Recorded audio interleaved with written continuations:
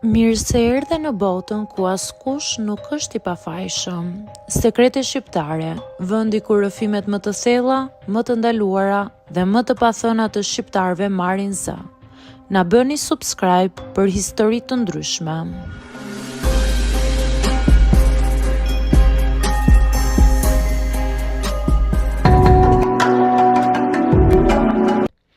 Nuk e kam thënë kurrë me zë të lartë këtë histori. Edhe tani, teksa e rikujtoj, më kap një shtrëngim në stomak. Unë quhem Rea, tashmë jam 29 vjeçe dhe gjithmonë kam jetuar me ndjenjën e fajt për atë që kam bërë në moshën 22 vjeçare. Gjithçka filloi nga një turp i kot, një pasiguri që ma ushqeu shoqëria, komentet e të tjerëve dhe ndjenja që duhet të isha e denjë për njeriun që doja. As nuk e dija se sa shumë po e dëmtoja veten, thjesht nga frika se mos më gjykonin. Në atë kohë, isha në një lidhje me Arlinin, një djalë që e pëlqeja tmerrsisht shumë. Ai ishte i bukur, i sigurt, i pjekur dhe me eksperiencë. Të gjithë thoshnin që kishte pasur shumë lidhje para meje. Unë nga ana tjetër, isha e turpshme, e ndrojtur dhe nuk e kisha jetuar asnjë eksperiencë të thellë sentimentale, jo më pastaj intime. Sa herë fliste për marrëdhëniet e tij të mëparshme, zemra më ngurtësohej.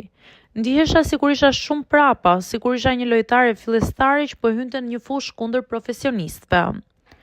Një ditë më zuri në gojë fjalinë që më përndjek faktikisht edhe sot e kësaj dite. Më tha, e rëndësishme është të jemi të sinqertë. Nuk më pëlqen kur dikush sillet si i pafajshëm, por në fakt nuk është. Nuk tha asgjë drejt për mua, por unë e mora personalisht. Dhe më shkoi në mendje se ai do të zhgënjehej kur të merrte vesh se unë isha ende pa përvojë. Në vend që ta pranoja, u tmerrova nga ideja e të humburit. Gjithë miqtë e mi flisnin lirshëm për eksperiencat e tyre, sikur ishte diçka që duhet ta kishe provuar me patjetër. Ndërsa unë heshtja dhe qeshja kot. Pastaj nisa të gënjeja, fillimisht pak, pastaj më shumë, derisa gënjeshtra u kthye në ferrin tim. Një ditë mbas një darke me shoqe dola jashtë për ajër. Ndihesha e vogël, e padukshme dhe e pavlerë. Aty takova Stefanin, një burrë rreth të 55-ave, i divorcuar, që punonte në një dyqan aty pranë. Njiheshim me sy sepse pinim kafe në të njëjtën zonë. Ai ishte gjithmonë i sjellshëm, një gjë që unë e vlerësoja. Nuk e di pse i tregova kaq shumë. Ndoshta më dukej më i huaj se kushdo. Ose ndoshta sepse më pa ashtu si që isha dhe nuk më gjykoi. I thash çdo gjë, frikën time, pasigurinë, marrëzinë time për të mos u dukur e pa përvojë. Ai më dëgjoi i heshtur, pastaj tha: "Rea, mos e bëj këtë për askënd. Kush të do siç je." Do doja ta kisha dëgjuar atë fjali, por frika ime fliste më fort se çdo këshill. Në javët që pasuan, unë nisa të takoja më shpesh Stefanin si një njeri që më jepte paqe. Jo si mashkull, as si mundësi, thjesht si dikush që nuk më bënte të ndihesha e vogël.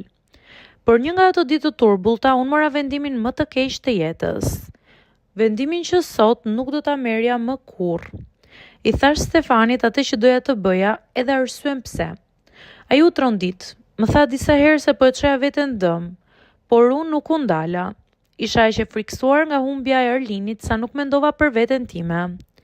Stefani nuk ishte një burr i keq. Ishte thjesht një njeri që gjeti përballë një vajzë të humbur, të çoroditur, të ngarkuar me pasiguri që nuk i meritonte. Pas asaj dite më zuri një boshllëk i ftohtë, i pajet, një lloj turpi që ngjitet në lëkurë dhe nuk të ndahet më.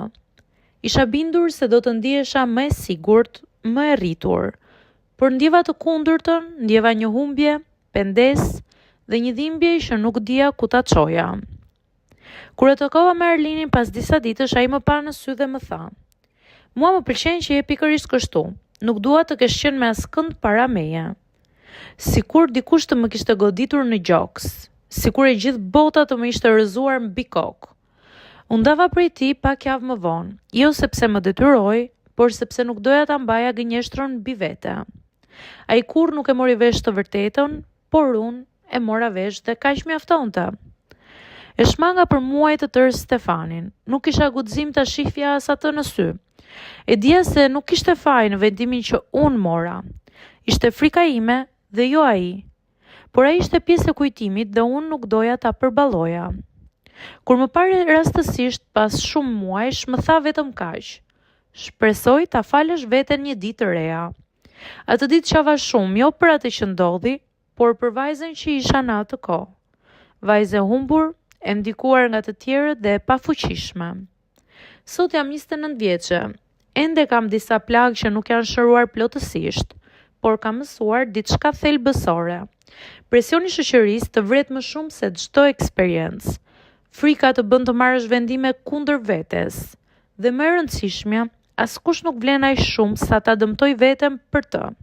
Nuk kam folur kurrë me askënd për këtë histori, por tani që po e shkruaj kam ndjesinë se po lë pas një pjesë të së kaluarës që më ka mbajtur peng për vite. Nuk jam më ajo reja e pasigurt. Jam dikush që më në fund ka kuptuar se vlera ime nuk matet me asnjë lloj përvoje. Dhe se dashuria e vërtet nuk kërkon prova, kërkon vetëm sinqeritet me të tjerët, por sidomos me veten tënde.